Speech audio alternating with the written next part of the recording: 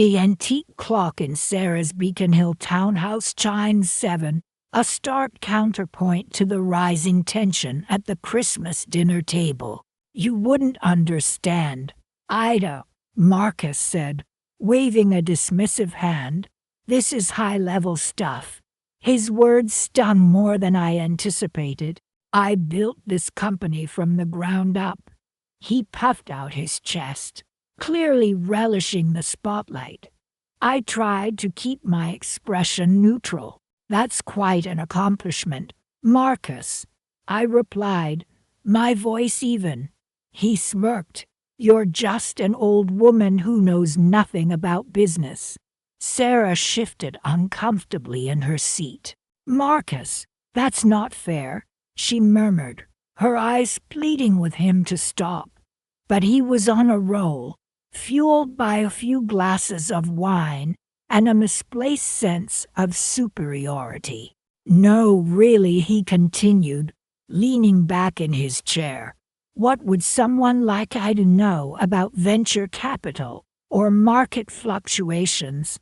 My hand tightened around my silver fork. Years of hard work, of careful investments, flashed before my eyes. The years I'd spent silently, discreetly, ensuring Marcus's fledgling tech company stayed afloat. He knew nothing of the late-night calls with Leonard Chen, my trusted business partner, strategizing, analyzing, and pouring resources into his so-called brilliant idea. He thought his charm and fast talk were the keys to his success. He had no idea. "I've managed my own affairs quite well, thank you," I said, my voice still calm, but with a hint of steel I couldn't suppress. He laughed, a condescending, dismissive sound that echoed in the elegant dining room. "Managing a household budget isn't exactly the same as running a multi-million-dollar company, is it?" The air thickened with Sarah's anxious silence. "It's different," I acknowledged, carefully placing my fork on my plate.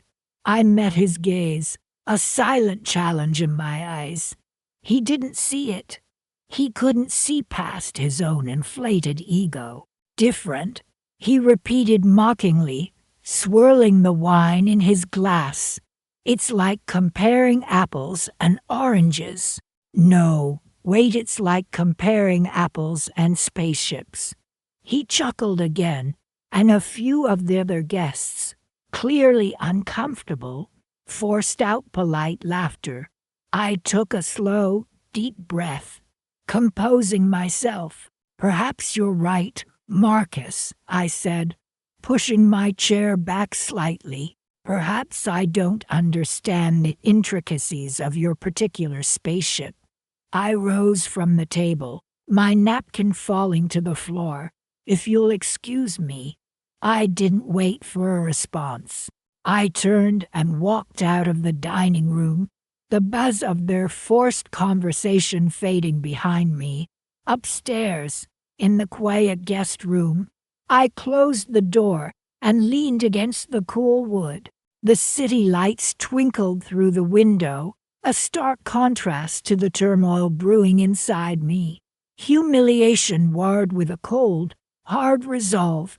He thought he was so clever. He thought he was the architect of his own fortune. He had no idea. A faint smile touched my lips. He would, soon. I reached for my phone and dialed Leonard's number. He answered on the second ring. "Leonard," I said, my voice regaining its familiar authority. "I trust you enjoyed your Christmas Eve."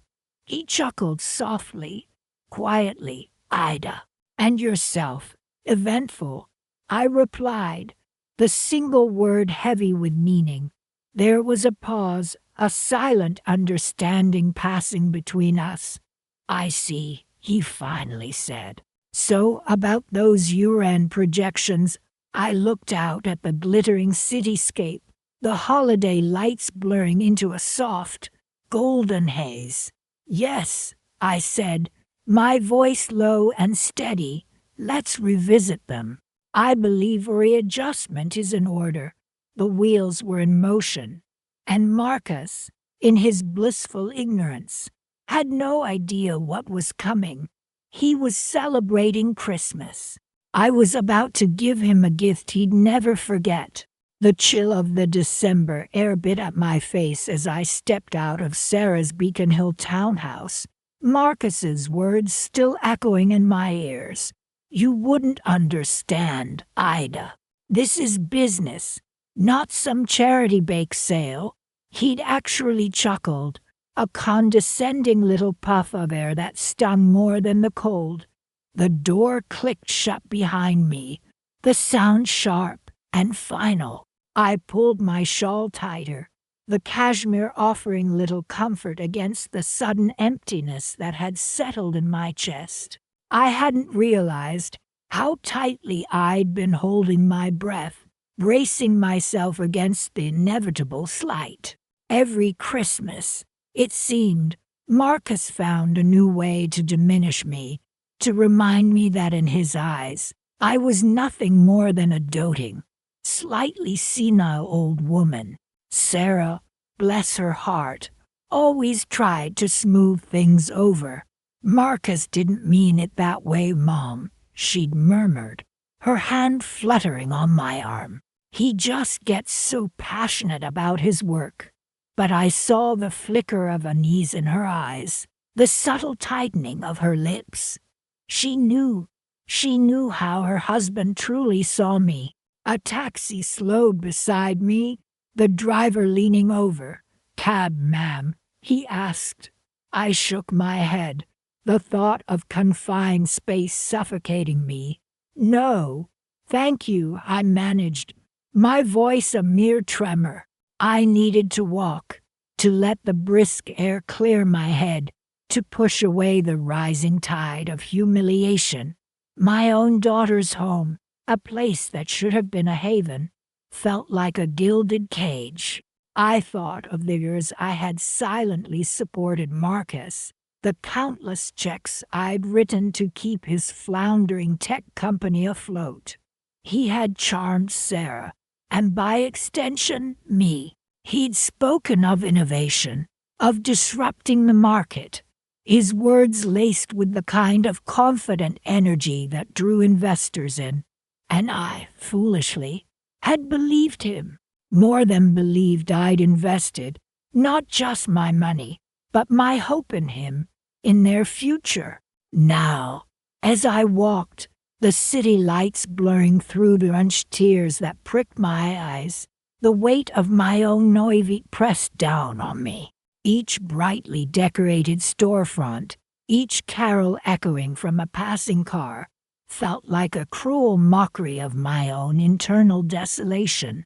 The festive cheer of the season only amplified the loneliness that gnawed at me. I had always prided myself on my quiet strength, my ability to weather any storm. But tonight, the wind seemed to cut right through me, stripping away my carefully constructed composure, leaving me raw and exposed. I paused at a corner, waiting for the light to change. Across the street, a young couple laughed, their arms intertwined. The sight sent a fresh pang of longing through me. I wasn't envious of their youthful exuberance. Not exactly. It was more a yearning for that simple, uncomplicated joy, the kind that seemed to have eluded me for so long. Had I always been this invisible, this dismissible?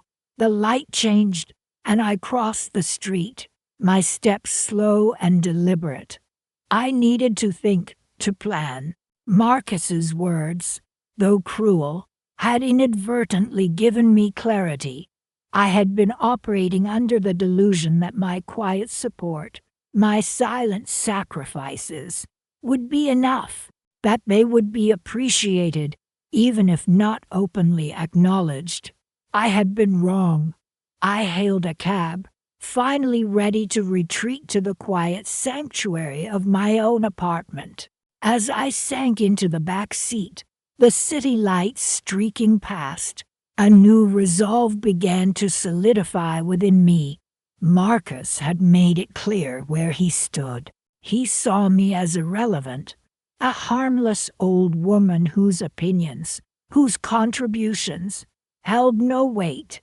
He thought he knew the extent of my involvement in his business, the depth of my resources. He had no idea.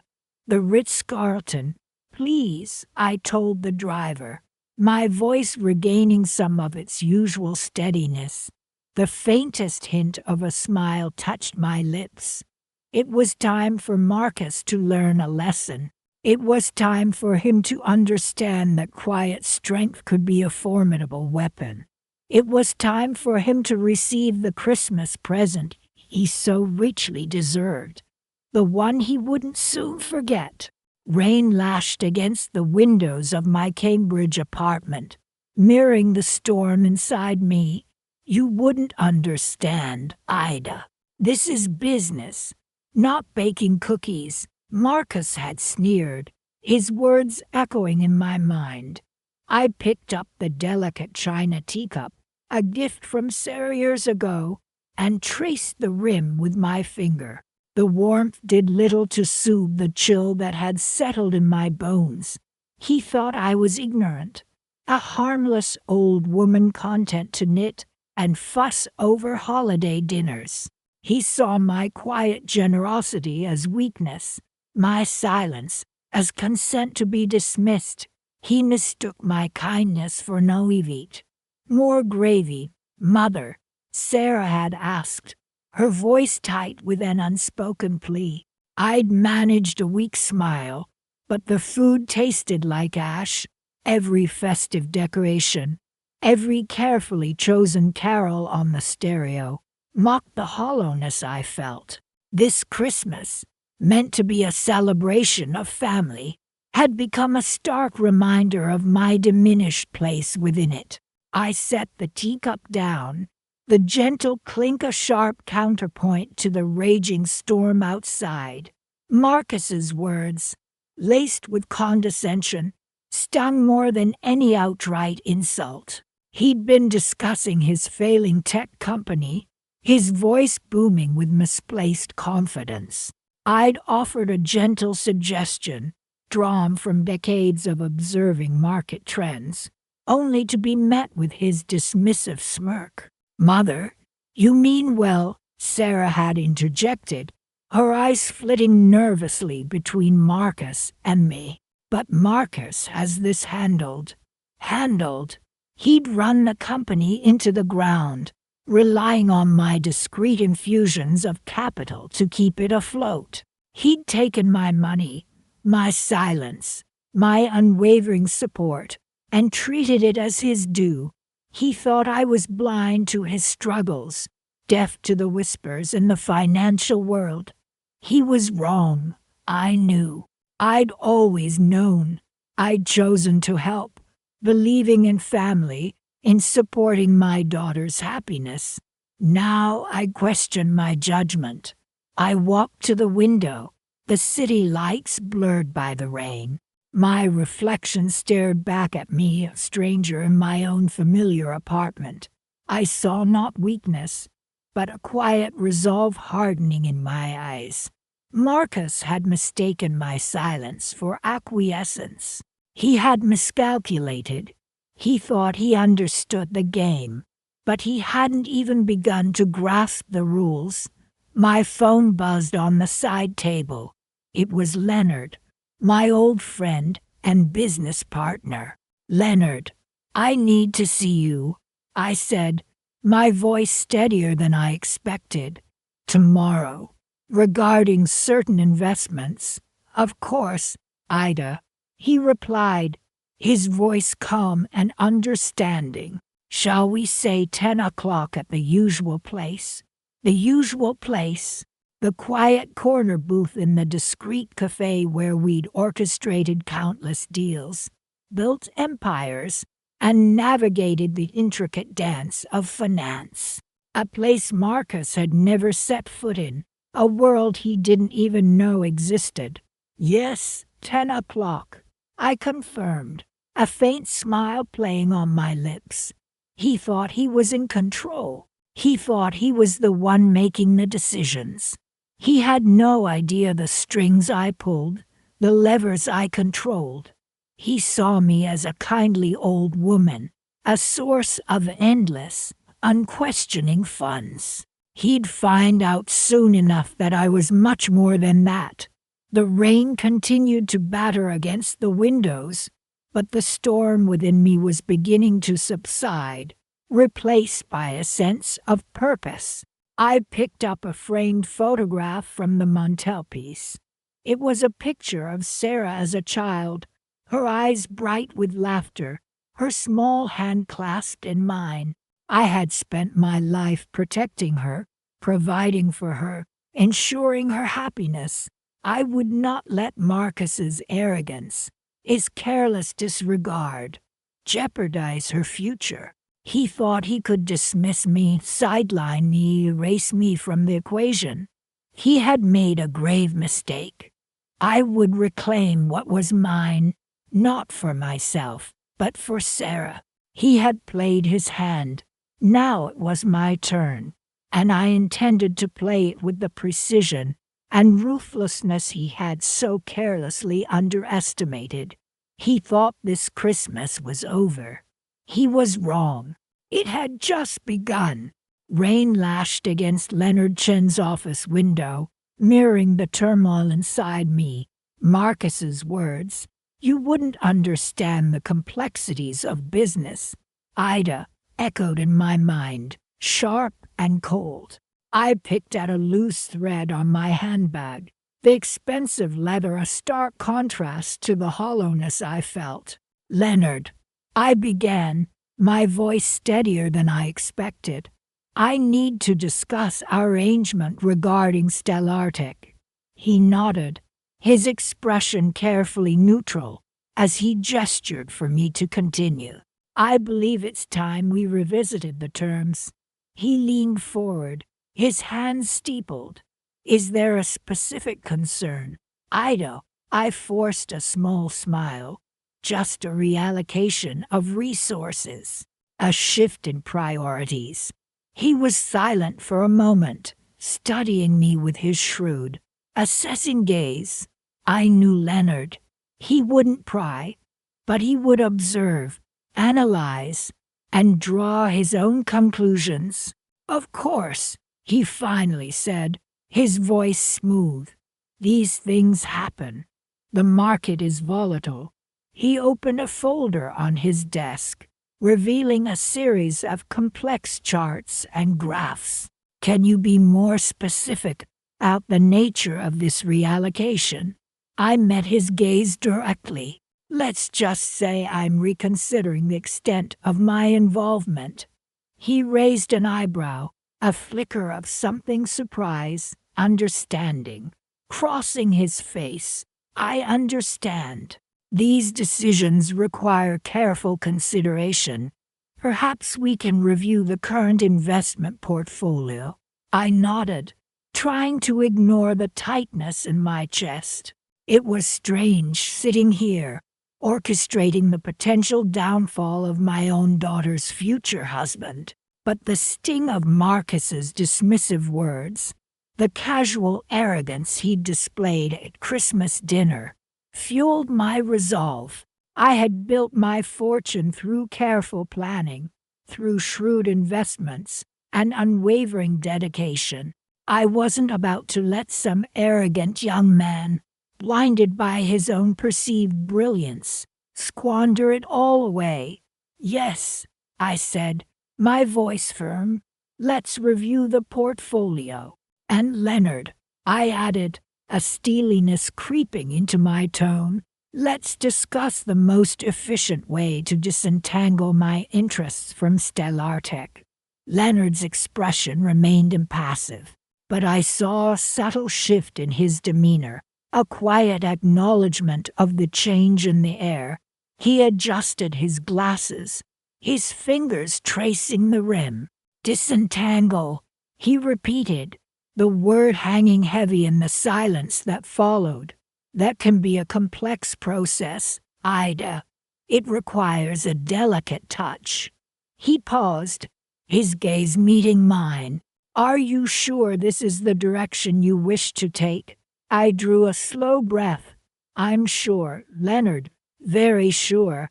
He nodded slowly, his eyes flickering down to the documents spread across his desk. Then let's begin.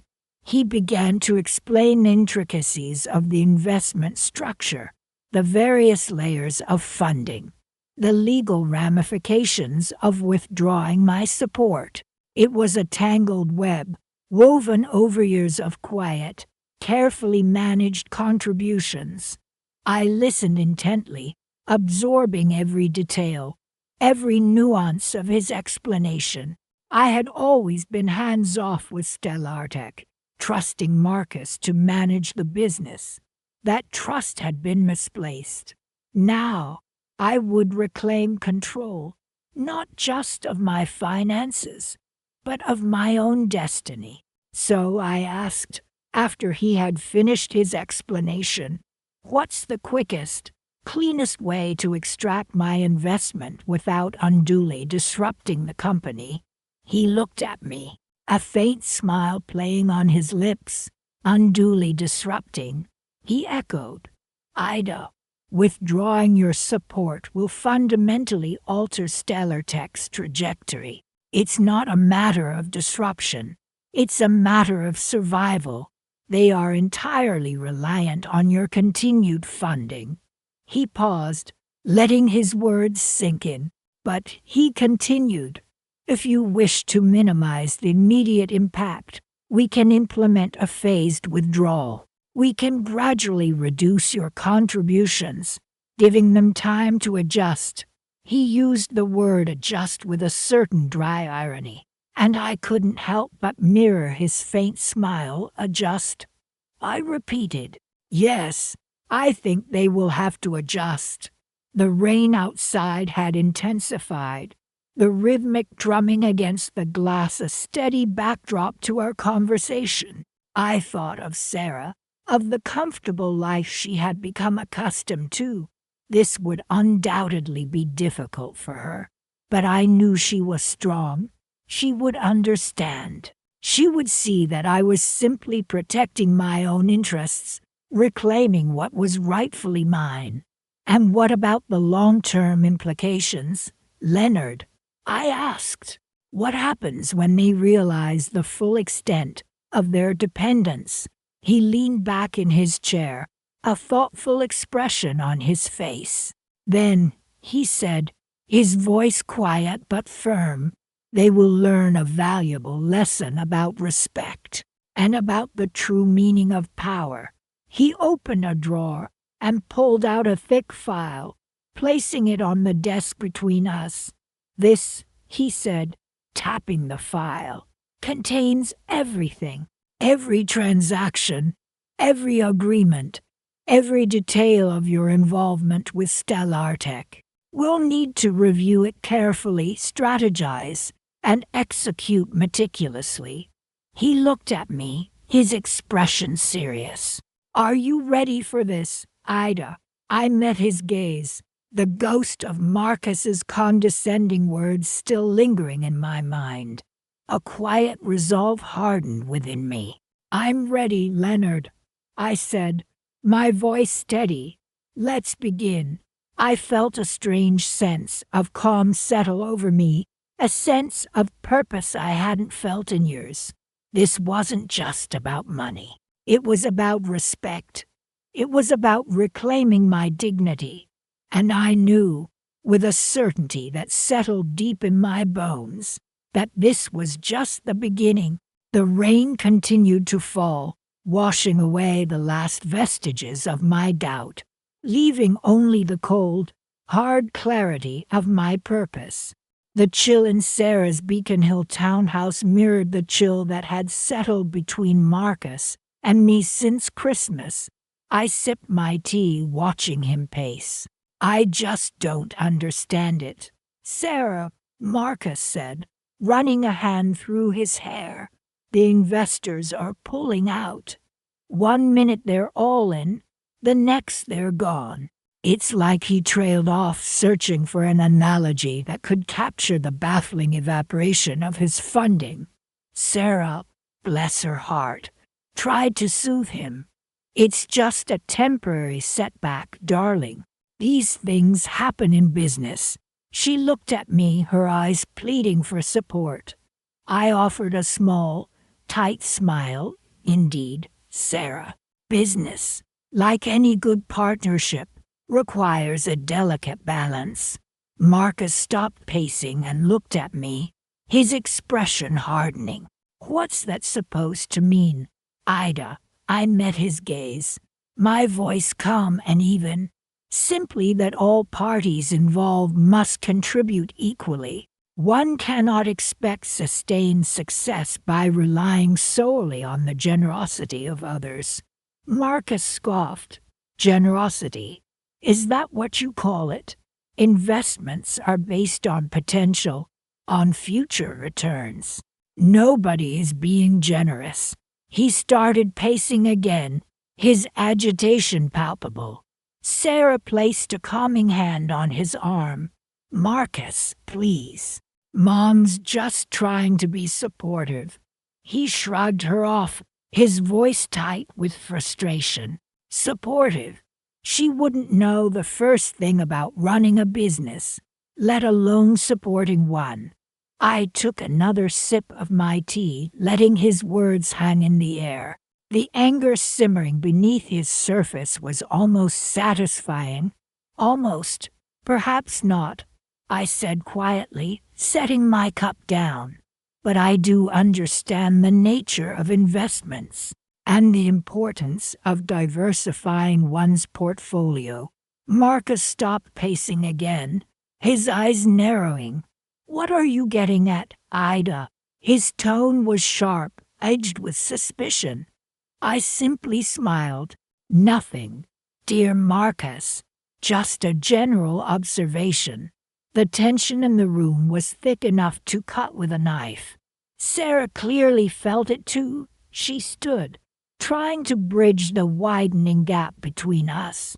Mom, maybe you should go rest. You've had a long day. I looked at my daughter, her face etched with worry. The irony wasn't lost on me. She thought I was tired, frail. Little did she know, I was just getting started. You're right, dear, I said, rising gracefully. I believe I will retire. Please give my regards to Leonard when you see him next. Tell him I'm looking forward to our meeting tomorrow. Marcus stiffened. Leonard, what meeting? What are you talking about? His voice was laced with a new kind of anxiety, a flicker of fear replacing the bravado. I simply patted Sarah's hand. Just a little business discussion. Dear Marcus, nothing you need to concern yourself with. With that, I turned and left the room, leaving Marcus to stew in his confusion and Sarah caught in the crossfire. As I walked down the grand staircase of Sarah's townhouse, a small smile played on my lips. Marcus's confusion was a sweet melody to my ears. He thought he understood the game he was playing.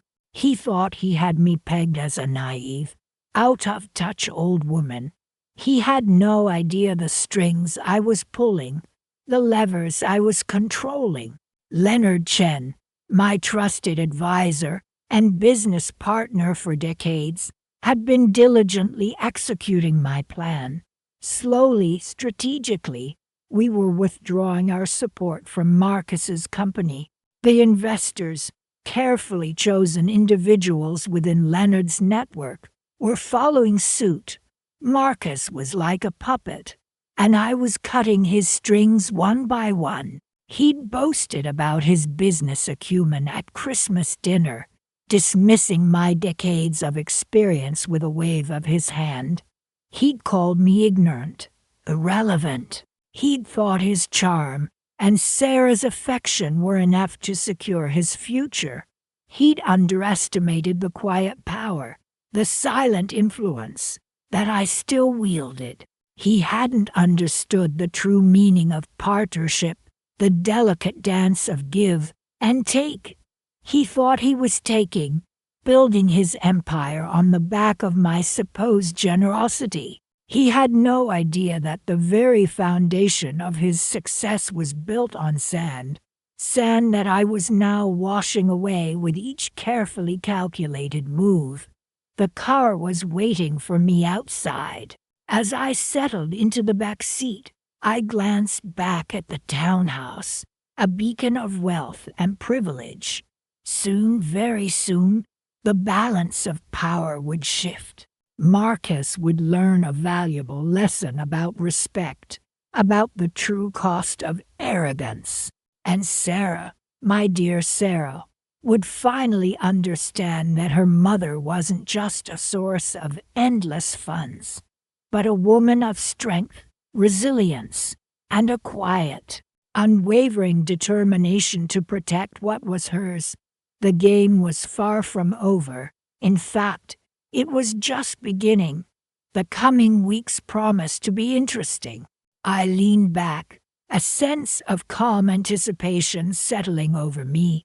Marcus had given me the gift of insult that Christmas. Now, it was my turn to give him a present he wouldn't soon forget. The chill in Sarah's Beacon Hill townhouse mirrored the chill that had settled between us since Christmas. "Mom, I just don't understand why you're being so distant," Sarah said, her voice tight with worry. I sipped my tea, the porcelain warming my hand but doing little to thaw the ice in my heart. "Distant, Sarah, I'm simply reevaluating some things." She perched on the edge of the sofa, her usual bubbly demeanor replaced by a nervous fidgeting. "Marcus is worried too. He says you haven't returned his calls about the new funding round." I set my cup down, the delicate clink echoing in the sudden silence. "He mentioned the investment capital," I asked, my voice carefully neutral. She nodded, twisting a strand of hair on her finger. "He's really counting on it, Mom. This could make or break the company." I met her gaze, letting the silence hang heavy between us. "And what does Marcus think about my involvement in his company, Sarah?" I asked, the slight emphasis on the word deliberate. Her eyes flickered, a telltale sign of evasion. He appreciates your support." "Of course," she stammered, but the conviction wasn't there. I leaned back, the plush cushions offering little comfort. "Appreciates it. Does he?" I let the question hang in the air, waiting. The tension in the room thickened, palpable and suffocating. Finally, she blurted out, "He thinks you're interfering, Mom. He says you don't understand the tech world, and your constant questions are, well, he finds them frustrating." The words hung in the air, confirming every fear I'd harbored since that disastrous Christmas dinner. My own daughter, siding with the man who dismissed my business acumen as nothing more than meddling. "Interfering," I repeated, the word tasting like ash in my mouth. "Frustrating." I closed my eyes for a moment, composing myself. When I opened them again, I saw a flicker of doubt in Sarah's eyes. "Good. Let the seeds of doubt take root." "Sarah," I began, my voice soft yet firm, "I've been supporting Marcus's company for years, haven't I?" She nodded, her gaze dropping to her lap. "And during that time, have I ever once interfered with his day-to-day operations? Have I ever dictated product development or marketing strategies?" She shook her head, her silence a tacit admission of the truth. "I've provided the financial stability that allowed his dreams to take flight," I continued, my voice rising slightly, "and this is the gratitude I receive. He didn't mean it like that. Mom, Sarah pleaded, her voice laced with desperation. He's just stressed. The pressure is immense. I offered a small, tight smile. Stress can reveal a person's true character, Sarah. It peels back the layers of politeness and exposes what lies beneath. I paused, letting my words sink in. I've learned a valuable lesson these past few weeks.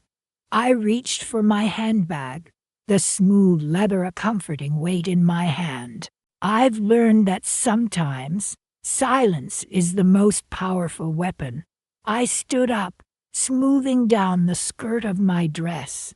I have a meeting with Leonard, I announced, my voice calm and steady. Sarah's head snapped up, her eyes wide. Leonard Chen, she asked, her voice tinged with confusion. I nodded, a flicker of something that might have been amusement playing at the corner of my lips. Yes, my financial advisor. We're discussing some portfolio adjustments. I could see the questions swirling in her eyes, the beginnings of understanding dawning on her face. Mom, what are you doing? She asked, her voice barely above a whisper. I smiled, a genuine smile this time, the first one in weeks. I'm simply taking back control, Sarah. I'm reminding certain people that I'm not just a silent benefactor, a source of endless funds to be taken for granted. I'm Aydah Collins, and I built my empire from the ground up. I know what I'm worth, and I won't let anyone, not even my own family, forget it. I turned to leave, pausing at the doorway. Tell Marcus I'll be in touch. Soon. The look on Sarah's face, a mixture of fear and dawning comprehension, was almost reward enough, almost. But the true satisfaction, I knew, would come later, when Marcus fully understood the consequences of his actions, when he realized the full extent of my power and the price he would pay for his arrogance. The game was afoot, and I was holding all the cards. I left the townhouse, stepping out into the crisp winter air, a sense of purpose filling me. The Christmas chill might still linger in the air, but within me, a fire had been lit, a fire that would burn bright and long. Leonard had assured me everything was in place.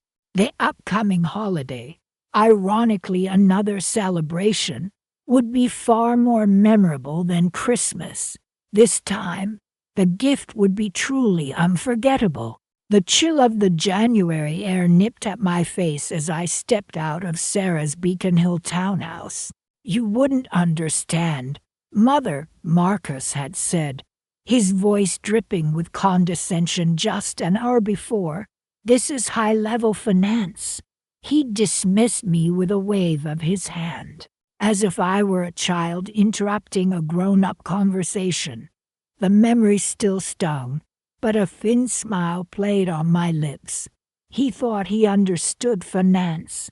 He thought I didn't understand. He was in for a rude awakening. I settled into the back of my waiting car, the soft leather a comforting contrast to the hard knot in my stomach. Home, James, I instructed my driver, my voice steady despite the turmoil within. Right away, Mrs. Collins, he replied, pulling smoothly away from the curb. The city lights blurred past as I replayed the dinner in my mind. Sarah had tried to smooth things over. Bless her heart. Marcus, that wasn't very kind, she'd murmured, shooting him a warning glance. But he just chuckled, oblivious to the storm brewing behind my placid expression. Mom just needs to stick to what she knows, he'd said, turning back to his animated conversation about venture capital and seed funding. He'd barely acknowledged me for the rest of the evening. Now, though, I was the one taking action. My phone buzzed in my hand.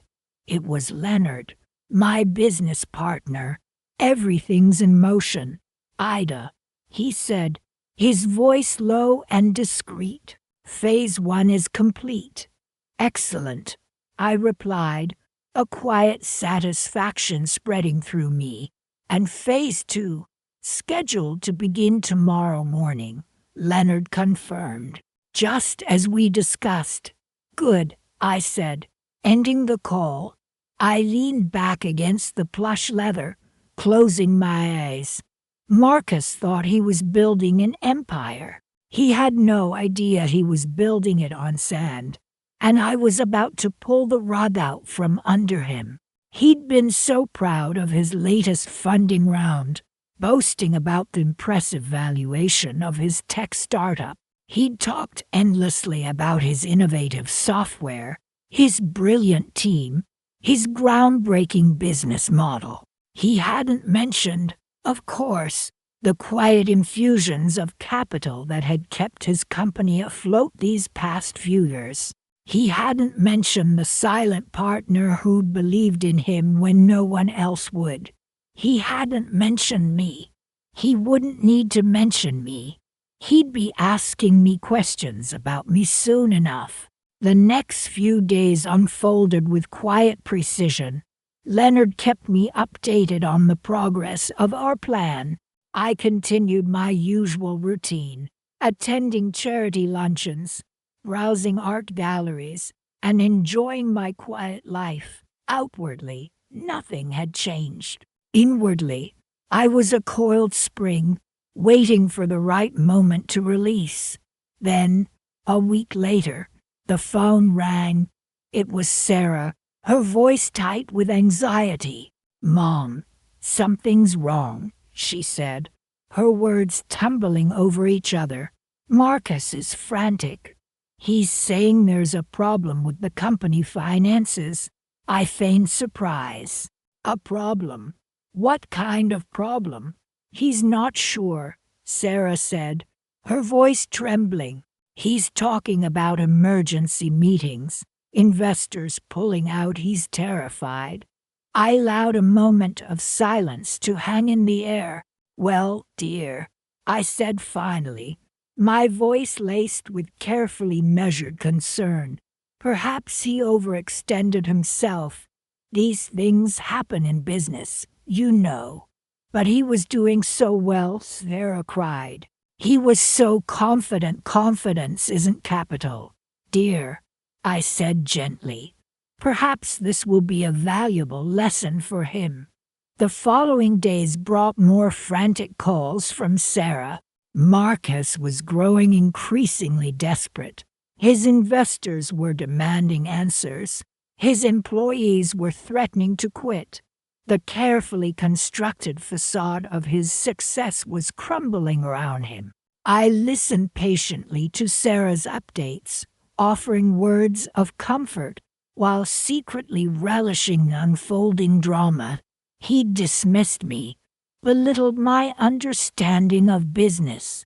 Now, he was about to learn the true meaning of power.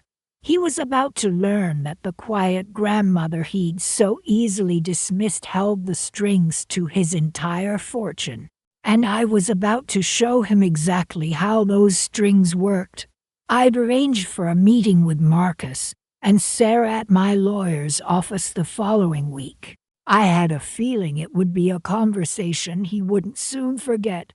I had a document prepared, one that outlined, in excruciating detail, the terms of our agreement, an agreement he hadn't even known existed, an agreement that would leave him with nothing.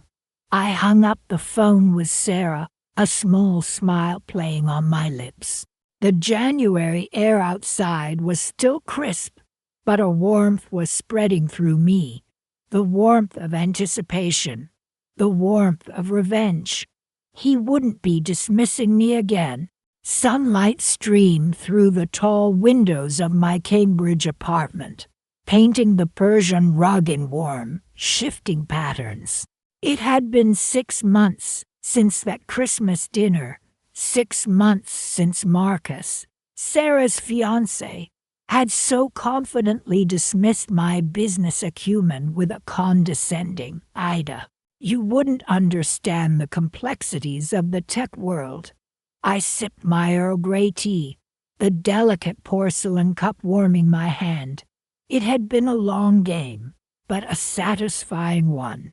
The silence had been my most potent weapon. I glanced over at the framed photo on my desk, a younger Sarah beaming up at me, her hand clasped in mine. My granddaughter had always been my priority.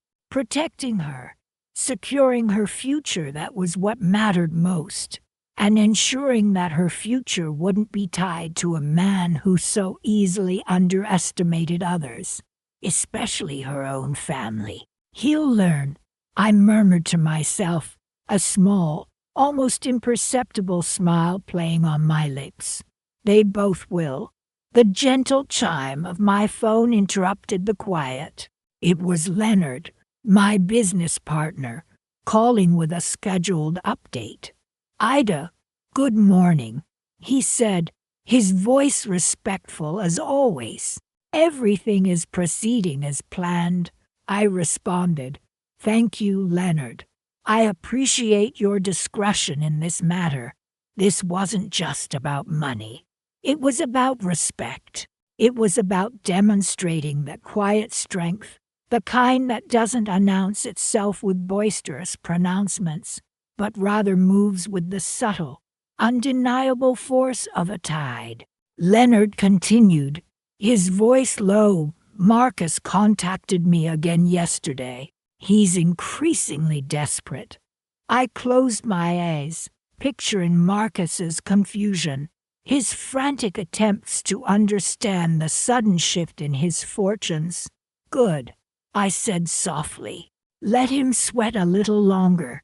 There was a certain poetic justice in him scrambling for answers, relying on the very person he had so casually dismissed. He had been so convinced of his own brilliance, so blind to the foundations upon which his supposed success was built. "He's starting to suspect something," Leonard added cautiously. "He's asking about the funding, about your involvement." I took another sip of my tea, the warmth spreading through me. "Let him," I repeated, my voice calm and steady. The time for silence was almost over. The time for the reveal was close at hand. I wanted him to understand, to fully grasp the depth of his misjudgment. Not to crush him, not entirely, but to teach him a lesson he wouldn't soon forget. "Aydah," Leonard began, a hint of hesitation in his voice. "Are you sure about this? It will drastically alter their lives." I opened my eyes and looked out the window at the bustling city below. "Yes, Leonard, I'm sure." I paused, then added, "It's not just about the money.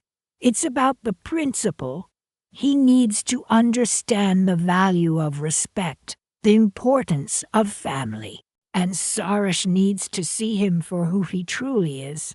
I had built my empire on careful planning, on strategic decisions. This was no different. This was a calculated move, not a vengeful act. "I have one final piece to put in place," I continued, a new steeliness entering my voice. "Please finalize the arrangements for the transfer of the remaining company shares to Sarah." There was a moment of silence on the other end of the line. "Directly to Sarah?" Leonard finally asked. "Yes," I affirmed. "She needs to be in control of her own destiny. She needs to know her worth, independent of him. This wasn't just about punishing Marcus. It was about empowering Sarah. It was about giving her the tools she needed to navigate the world, to make her own choices, to build her own future. Leonard cleared his throat. Very well, Aydah. I'll ensure it's done. He paused again. There's something else you should know. Marcus is planning a lavish New Year's Eve party, a celebration of his success, he calls it. I couldn't help but let out a small, dry laugh. How ironic. Indeed, Leonard agreed. He's invited the entire city, all his investors, even some members of the press. He's making a big show of it. I looked at the calendar on my desk. New Year's Eve was just a week away.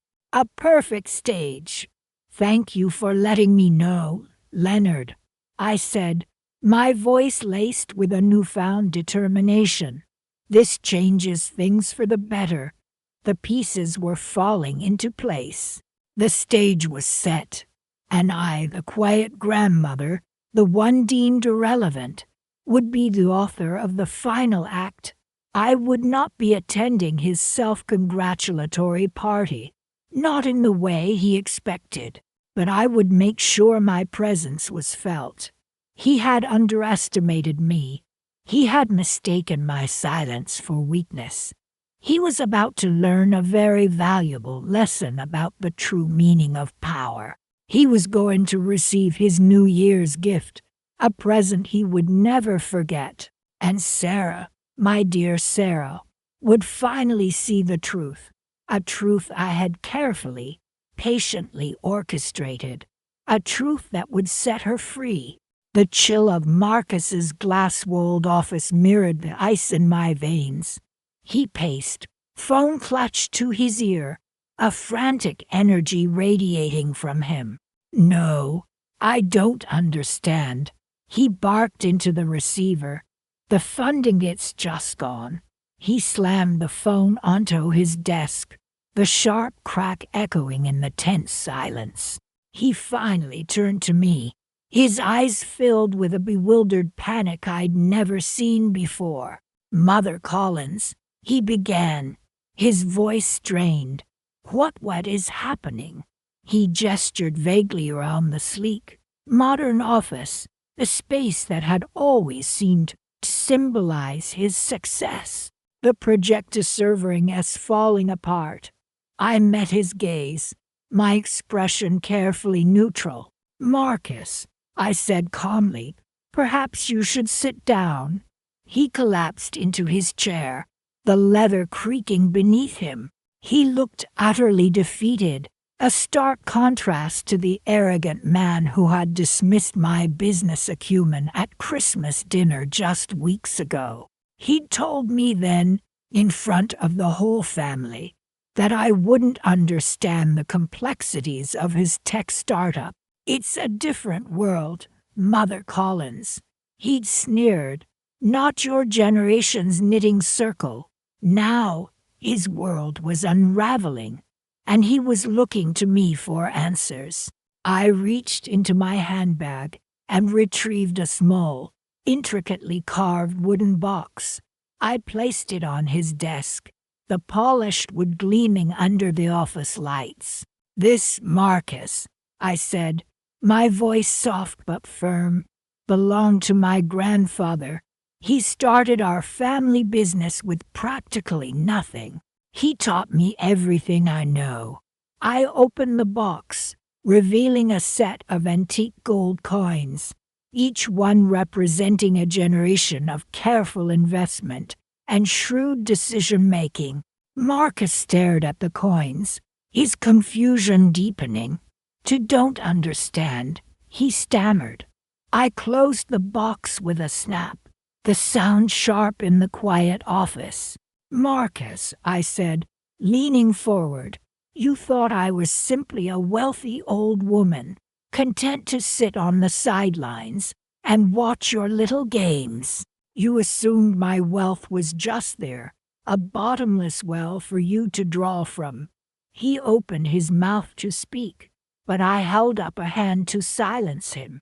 You saw my generosity as a weakness, I continued, my voice hardening. You thought I was ignorant of the business world. that I wouldn't notice the constant stream of funds flowing from my accounts into your failing company. I paused, letting the weight of my words sink in. You were wrong, Marcus. Very wrong. He finally found his voice, a choked whisper. You mean? I mean, I said, my voice now steel, that for the past 3 years, I have been the silent benefactor of your company. Leonard, my trusted business partner, ensured the funds were discreetly channeled. He also, at my instruction, has now ceased all further investments. I watched as the realization dawned on him, his face paling. Every penny, every deal, every supposed stroke of brilliance you've celebrated was due to me. He stared at me, speechless. The confident facade he'd so carefully cultivated had crumbled, leaving only a shell of the man I'd once welcomed into my family. But he finally managed, his voice barely audible. Why didn't you say anything? I smiled, a small, cold smile. You told me I wouldn't understand. Marcus, you dismissed me. You insulted me. You thought I was irrelevant. I decided to show you just how relevant I am. I stood up, smoothing down my skirt. I've also instructed Leonard to begin the process of retrieving my investments. I'm afraid you'll find your company's assets significantly diminished. He looked up at me, his eyes wide with a dawning horror. With our wedding, he stammered, his voice cracking. I allowed myself a small, inward sigh. Sarah, my daughter, she was caught in the crossfire of this, and that was the hardest part. But she needed to see Marcus for who he truly was. Perhaps, I said, my voice softening slightly, this will be a valuable lesson for you, Marcus. A lesson in humility, a lesson in respect. I paused at the door, looking back at him one last time. And perhaps, I added, my voice barely a whisper, it will teach you to never underestimate an old woman again. Then I turned and walked out, leaving him alone in the cold, stark reality of his situation, a reality I had meticulously crafted. The Christmas lights twinkling outside his office window seemed to mock him, a reminder of the festive evening when his arrogance had sealed his fate. The silence in his office was broken only by the faint hum of the air conditioning, a sound that suddenly seemed to amplify the emptiness of his success.